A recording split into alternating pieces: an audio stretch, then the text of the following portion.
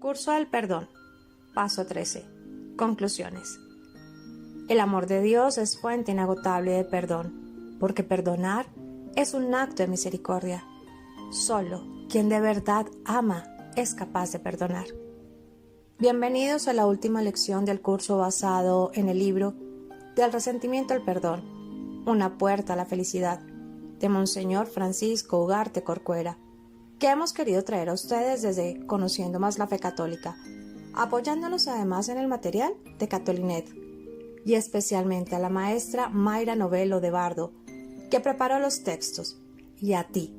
Gracias por tu perseverancia y por haber llegado hasta el final. En esta última sesión nos gustaría recapitular sobre los puntos más importantes que hemos aprendido, a manera de dejarte un resumen de bolsillo. El perdón es necesario, porque quien no perdona vive prisionero del rencor y del resentimiento. Cadenas pesadas que frenan su vida, le impiden estar en paz consigo mismo, en paz con sus semejantes y, por supuesto, en paz con Dios. Por el contrario, al perdonar, qué paz se encuentra, qué libertad se respira. Es por eso que es preciso perdonar y que Dios quiere que perdonemos. Sin embargo, perdonar no es fácil, no solo por nuestra condición humana, limitada y débil, sino también porque enfrentamos obstáculos que dificultan nuestra capacidad para perdonar. Los obstáculos más comunes son el orgullo y la imaginación. Estos tienden a inflamar las cosas, a exagerarlas. Si haces un análisis frío de alguna ofensa que alguien te ha cometido, te darás cuenta de la realidad y verás que de hecho no fue tan grave. Si ubicas la ofensa en su dimensión real, te darás cuenta de que es más fácil perdonarla, pues es menor de lo que tu imaginación ha ido inflamando. Igualmente, la imaginación te puede llevar a ver ofensas donde no las hay. Por ejemplo, a alguien que es cordial contigo, pero un día parece ignorarte porque no se detiene a conversar y tú te quedas verdaderamente ofendido con esa persona y decides incluso no volverla a saludar en tu vida. Pero en realidad esa persona lo hizo porque iba deprisa a una junta de trabajo para la cual ya iba tarde y nunca con el afán de agredirte. Perdonar no es lo mismo que olvidar. Nuestra memoria nos lo impide. Perdonar sí consiste en cancelar la deuda moral que alguien contrajo con nosotros y quedar libres del resentimiento y del rencor. Te lo repito porque es quizás la premisa fundamental del curso. Perdonar consiste en cancelar la deuda moral que alguien contrajo ante nosotros. ¿Cuántas amistades se han perdido? ¿Cuántas familias se han alejado? ¿Cuántas parejas se han separado por no querer perdonar? Estos valores de la vida nos deben motivar a perdonar. Si no podemos solos, existe la gracia de Dios que nos ayuda. Tú no podrás perdonar, pero el Espíritu Santo sí. Apóyate en Él y podrás entonces perdonar.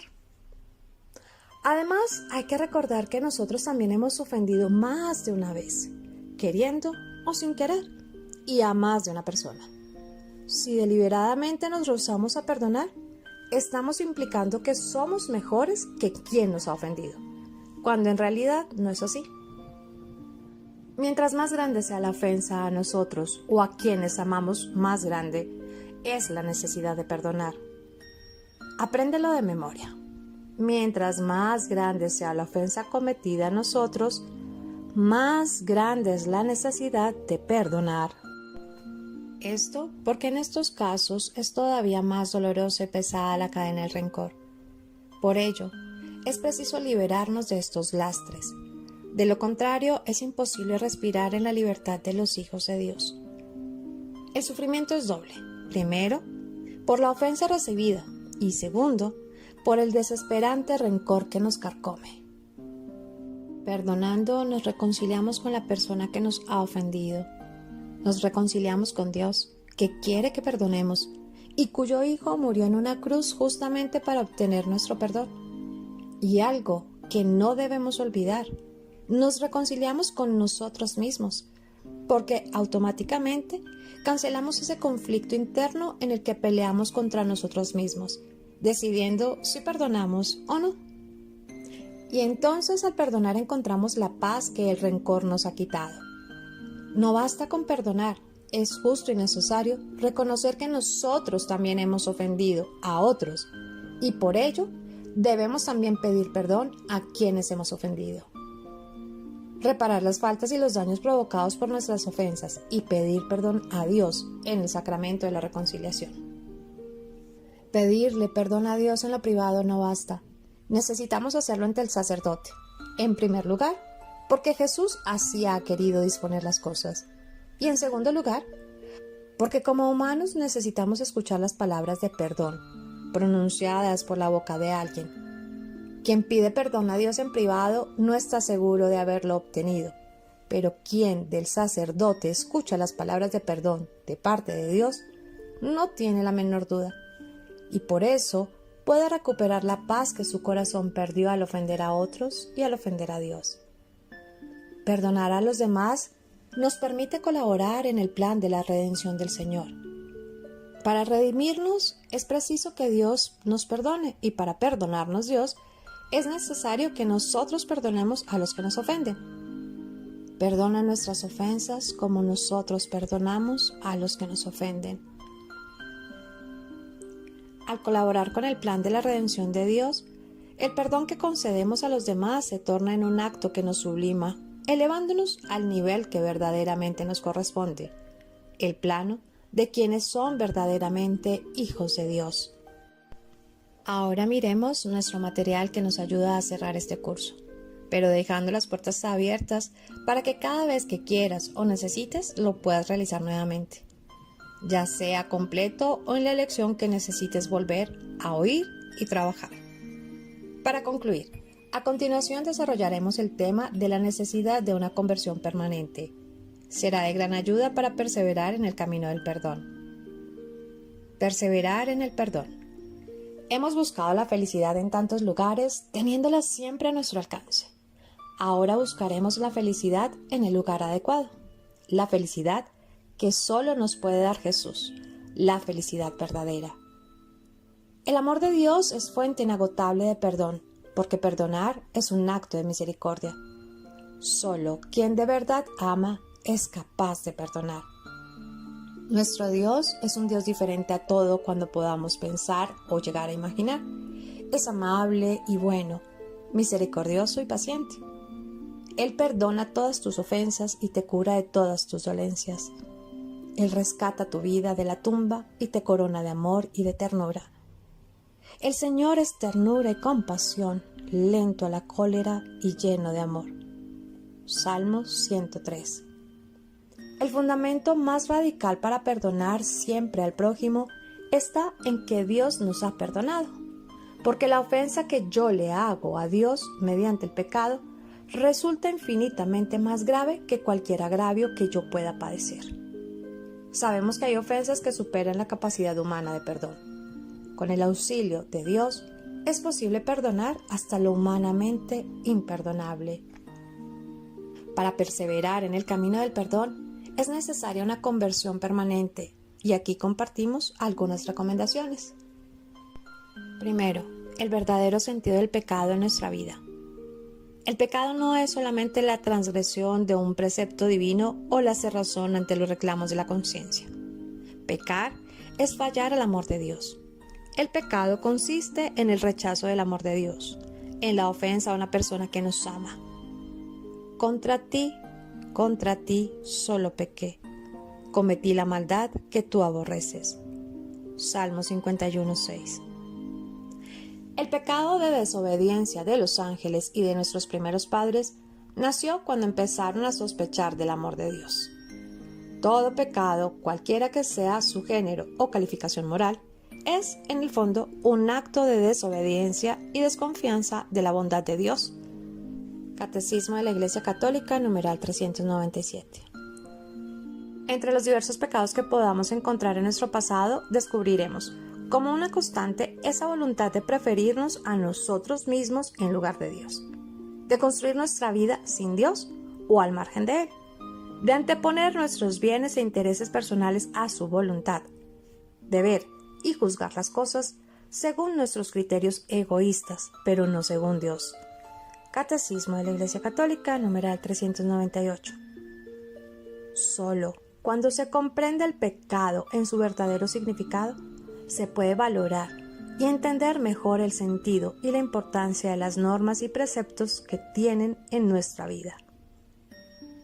Qué poco nos duele a veces el pecado. Cuánta facilidad vendemos nuestra primogenitura de hijos de Dios al primer postor que se cruce en nuestro camino. ¿Creemos de verdad en la vida eterna? Nos duelen mucho las ofensas que los demás nos hacen, pero nos importa muy poco el dolor que infligimos al corazón de Cristo con nuestro comportamiento. Cuidamos demasiado nuestra imagen ante los hombres y olvidamos fácilmente esa otra imagen de Dios que llevamos esculpida en nuestro ser. Buscamos salvar las apariencias, pero nos esforzamos poco por salvar la propia alma y construir nuestra vida ante aquel que nos examinará sobre el amor el día de nuestra muerte. Lamentablemente para muchos el pecado no supone una gran desgracia ni un grave problema, como podría serlo la pérdida de la posición social o un fracaso económico. La mentalidad del mundo materialista y hedonista se nos filtra, casi sin darnos cuenta, y va cambiando poco a poco nuestra jerarquía de valores. Nos preocupan mucho los problemas materiales, el hambre, la pobreza, las injusticias sociales, la ecología y las especies de animales en extinción, y con facilidad nos solidarizamos para remediarlos. Pero pocas veces prestamos la misma atención y nos movilizamos para socorrer a los demás en sus problemas espirituales y morales, que son la causa de la verdadera miseria del hombre. El mundo ahoga nuestra sed de trascendencia en el horizonte de lo inmediato y nos impide percibir que el amor de Dios vale más que la vida. Salmo 62:4. ¿Qué pasaría si Dios me llamara a su presencia en este momento? ¿Me encontraría con el alma limpia y las manos llenas de buenas obras? Segundo, la experiencia del perdón y del amor misericordioso de Dios. A. Contemplar el rostro misericordioso de Cristo. Contemplar el rostro de Cristo. Esta es la consigna que el Santo Padre Juan Pablo II nos ha dejado en su carta apostólica Novo Millennium in Eute, numerales 16 al 28. Fijar la mirada en su rostro significa dejarse cautivar por la belleza irresistible de su amor y de su misericordia. Es maravilloso, es emocionante contemplar este amor y misericordia de Dios sobre cada uno de nosotros. Su sola experiencia es suficiente para cambiar nuestra vida para siempre. El amor de Dios nos confunde. Nos cuesta pensar que Dios pueda amarnos sin límites y para siempre, que su perdón nos llegue puro y fresco. Aunque sí sepamos lo que hacemos, que nos siga perdonando, incluso si nosotros no perdonamos a los que nos ofenden. Él no nos trata como merecemos. Su amor no es como el nuestro, limitado, voluble, interesado. Él perdona todo y para siempre. Él nos conoce perfectamente y aunque cometamos el peor de los pecados, nunca se avergonzará de nosotros. Así es Dios. Aunque pequemos, tuyos somos, porque conocemos tu poder. Sabiduría 15:2. Incluso en el pecado seguimos siendo sus hijos y podemos acudir a Él como Padre. Solo quien ha contemplado y meditado, quien ha experimentado personalmente este amor y misericordia de Dios, es capaz de vivir en permanente paz, de levantarse siempre sin desalentarse, de tratar a los demás con el mismo amor, la misma comprensión y paciencia con la que Dios le ha tratado. No nos engañemos, solo quien vive reconciliado con Dios puede reconciliarse, también consigo mismo y con los demás. Y para el cristiano el sacramento del perdón es el camino ordinario para obtener el perdón y la remisión de sus pecados graves cometidos después del bautismo. reconciliación y penitencia, numeral 31. B. Necesidad de la mediación de la Iglesia. Al igual que al leproso del Evangelio, también Cristo nos pide la mediación humana y eclesial en nuestro camino de conversión y de purificación interior. Vete, muéstrate al sacerdote y haz por tu purificación la ofensa que prescribió Moisés para que les sirva de testimonio. Marcos capítulo 1, versículos 40 al 45. Nadie puede ser al mismo tiempo juez, testigo y acusado en su misma causa. Nadie puede absolverse a sí mismo y descansar en la paz sincera. La estructura sacramental responde también a esta necesidad humana de la que hacemos experiencia todos los días. A este respecto, ¿qué realismo adquieren las palabras que el sacerdote pronuncia en el momento de la absolución? Dios, Padre de misericordia, que ha reconciliado consigo mismo al mundo por la muerte y resurrección de su Hijo, y ha infundido el Espíritu Santo para la remisión de los pecados, te conceda, mediante el ministerio de la Iglesia, el perdón y la paz. Es en este preciso momento, cuando el perdón de Dios borra realmente nuestro pecado, que deja de existir para Él. Solo entonces brota en nuestro corazón la verdadera paz, que el mundo no pueda dar porque no le pertenece, al no conocer al Señor de la paz. Juan capítulo 14, versículo 27. La paz interior, fruto del perdón. La paz que nace del perdón sacramental es fuente de serenidad y equilibrio, incluso emocional y psicológico. ¿Cuántas personas he encontrado en mi camino que, como la mujer hemorroísa del Evangelio, en Marcos capítulo 5, del versículo 25 al 34, han consumido su fortuna, lo mejor de su tiempo y de sus energías, buscando en las estrellas la respuesta a sus problemas, o recurriendo a sofisticadas técnicas médicas o de introspección psicológica, que bajo una apariencia científica han explotado la debilidad de esas personas, dejándolas más vacías y destrozadas que al inicio. No mediando un caso patológico o un problema estructural de personalidad, la verdad de nosotros mismos y la solución de nuestros problemas la encontraremos únicamente en la fuerza curativa que emana de Cristo, cuando se le toca con la fe y con el amor. La psicología y las ciencias humanas pueden apoyar o acompañar este proceso de conversión interior, sobre todo ante problemas especialmente complejos o ante casos de personalidades frágiles, pero nunca podrán sustituir, ni mucho menos pretender, dar una respuesta a aquello que únicamente se puede solucionar con el poder de Dios, pues solo Él puede perdonar los pecados. Marcos capítulo 2, versículo del 6 al 12. Queridos hermanos, en nombre de Cristo, dejaos reconciliar por Dios. Segunda de Corintios capítulo 5, versículo 20. Con las mismas palabras de San Pablo, les exhorto desde lo más hondo de mi corazón. No duden del perdón infinito de Dios. Dejen que Él transforme sus vidas, que su amor y su misericordia sea el objeto permanente de su contemplación y de su diálogo con Él. No se cansen de pedir todos los días la gracia sublime del conocimiento y de la experiencia personal de este amor. Cultiven en su corazón la memoria de la infinita misericordia de Dios frente a sus faltas y pecados.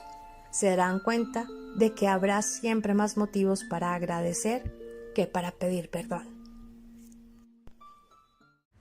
Los invitamos a que continúen con el próximo video, que nos lleva a la tercera parte de las conclusiones de nuestro curso de perdón.